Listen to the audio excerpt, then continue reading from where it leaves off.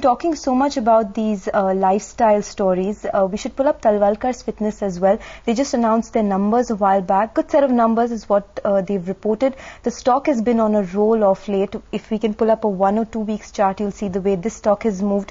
207 right now. Anant Kavande, the Chief Financial Officer of Talwalkars, is here with us to talk more about the business and how it's shaping up from here on. Anant, hi, morning to you. Good morning, Sonia. First up on your numbers and how the quarter has shaped up. It's been a really good growth for you guys.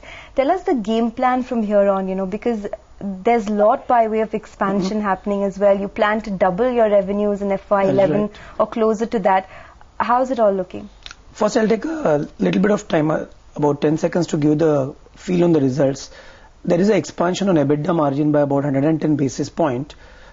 One more thing to be kept in account, Sonia, is that we cannot do a Q on Q. First and third quarter of our company are generally considered to be the weak quarters. April, May, June is the May vacation, and October, November, December is the festival season. Our main revenues come in the second and fourth quarter. So on year-to-year basis, the results will look excellent, and so will they look on a quarter-to-quarter basis. 13 new gyms are opening, Sonia, in the next 45 days. So we'll go to 79 health club by September. 27 health club have to come after that. Work has started on them. Some of the agreements for properties have already started getting signed for those 27 health club. These 27 health club are going to be in a diverse set of cities all over India, including the metro, mini metros and smaller towns. So which means by March 2011, we should be close to 100 health clubs in between 50 and 55 cities or towns. What will really happen is, as the second quarter results will bear out, we have an August scheme. This scheme is a significant amount of our annual revenue. And we are right now slightly ahead on the August scheme than what we were last year. But what kind of ROEs are you really working with in the tier 2 cities? I understand the tier 1 cities for sure, but the kind of demand situation that's really growing, you're investing quite a bit in the tier 2 cities as well, right? 60 crores or so. Absolutely. What kind of ROE are you expecting? Actually, in the tier 2 cities, the rent is significantly lower than the tier 1 cities. We have three strong elements of cost: salary, rent and electricity. These account for 50% of my cost.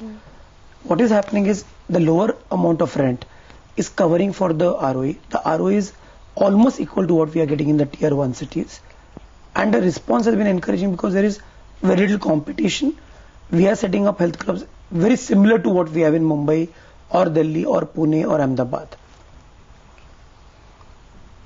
Anant, morning. You've guided Mitali. to about 100. Hi. You've guided to 120 to 125 crores this year in sales. Given the scale up you're talking about, are you looking to redo that target, or do you think that is what you will achieve in revenues? Mitali, actually the first quarter results bear out that we are in line, in sync with what the figures were given to you and Udayan, I think a month and a half back. As I was explaining to Sonia, I'll repeat, the first and third quarter are generally quarters where customers do not become members of gym. They are busy on various other things like the summer holidays or festive season of Dasra, Navratri, Diwali, Christmas. Second and fourth quarter, the quarter which we are in, and the fourth quarter are the significant revenue quarters. Based on the current result, Mitali, we believe that we are in line for what we had given as projections for the full year. Will you be able to notch it up in terms of average revenue per gym as well, Anant? Where will you see that traction come from? Just by pure volume growth, or will you be able to manage levers better and increase the revenue per gym as well? In the first quarter, just to bear out, we have increased the EBITDA margin by about 110 basis point. We hope to continue doing it. That traction is coming from two angles, Mitali. One is we are getting traction because we have been able to derive more benefits or more revenue from a customer from new businesses or new angles of business, spa, yoga, aerobic, etc. Number two is the gym as it opens, within 90 days to 180 days, it starts giving revenue which are EBITDA accretive. We believe that for the year end, we should be able to maintain, if not better, margins.